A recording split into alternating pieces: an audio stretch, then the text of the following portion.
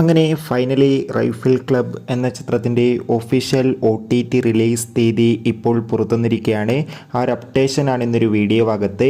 വീഡിയോയ്ക്ക് മുൻപ് video like ചെയ്യുക, ചാനൽ സബ്സ്ക്രൈബ് ചെയ്യുക. ജനുവരി മാസം ഇനി ധാരാളം ചിത്രങ്ങൾ അങ്ങോട്ട് OTT റിലീസ് ചെയ്യും. നമ്മുടെ ചാനൽ ഭാഗം പരിശോധിച്ചാൽ നിങ്ങൾക്ക് ആ വീഡിയോയ്ക്ക് കാണാൻ വേണ്ടി സാധിക്കുന്നതായിരിക്കും. ദിലേഷ് പോത്തൻ, ദർശന രാജേന്ദ്രൻ, വിജയ് രാഘവൻ എന്നൊക്കെ പ്രധാന കഥാപാത്രങ്ങളായ ചിത്രമായിരുന്നു റൈഫിൾ ക്ലബ്. ചിത്രത്തിന് മികച്ചൊരു വിജയം തന്നെ സ്വന്തമാക്കാൻ വേണ്ടി സാധിച്ചിട്ടുണ്ടായിരുന്നു.